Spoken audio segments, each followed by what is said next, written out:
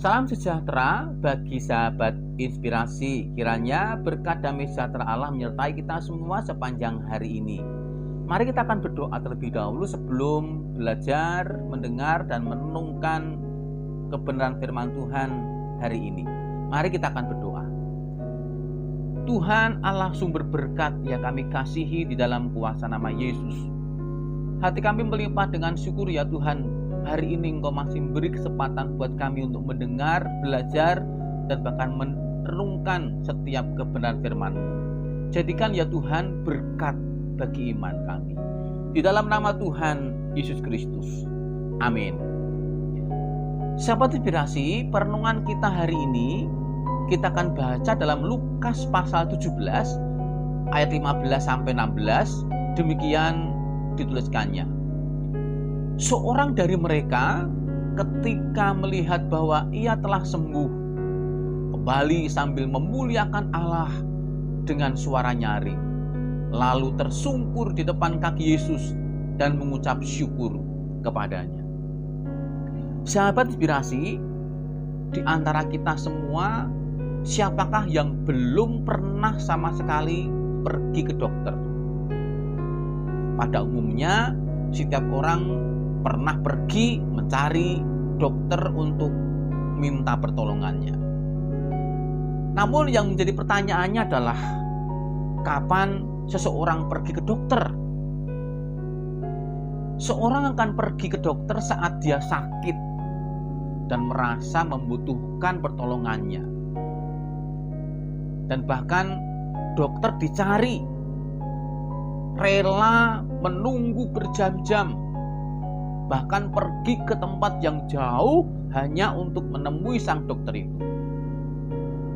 Kalau kita lihat di sini, peran dokter begitu penting karena dibutuhkan saat-saat tertentu. Tetapi berapa banyak orang yang ingat dan mencari dokter saat badan sehat?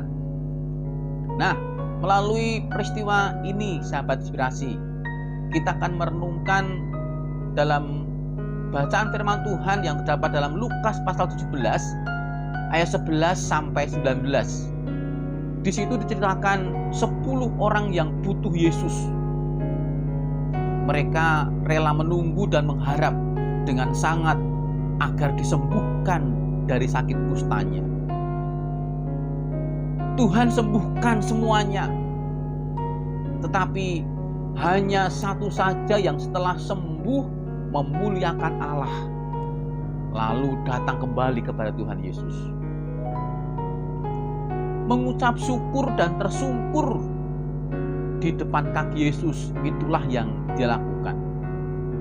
Sahabat inspirasi, banyak orang Kristen mencari kuasa Tuhan, mencari berkat Tuhan, bahkan mencari pertolongan Tuhan. Tetapi yang terjadi sesungguhnya adalah dia tidak mencari Tuhan itu sendiri. Namun yang dicarinya hanya kuasanya, hanya berkatnya saja, hanya pertolongannya saja.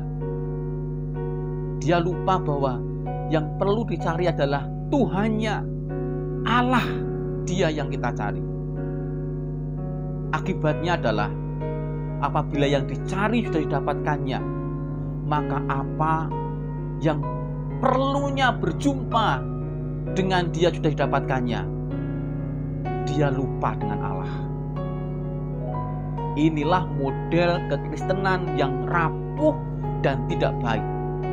Karena mencari Tuhan hanya mencari pertolongannya, tapi tidak mencari Allah yang sungguhnya. Yesus memuji seorang kusta yang telah disembuhkan karena dia menghargai dan memuliakan Tuhan sang pemberi kesembuhan itu.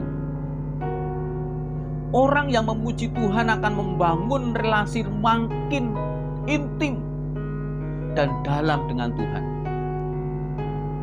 sehingga bukan hanya kebutuhan saja yang dijawab, tetapi juga akan mengenal kehendak dan maksud Tuhan lebih baik lagi. Nah, sahabat inspirasi, hari ini mari kita masing-masing merenungkan firman Tuhan. Sejauh mana kita mencari Tuhan? Kita mencari Tuhan hanya pertolongannya saja? Hanya berkatnya saja? Atau kita mencari Allah sebagai sumber berkat itu? Kerinduan kita untuk berjumpa dengan Tuhan maka akan membuahkan berkat yang sungguhnya.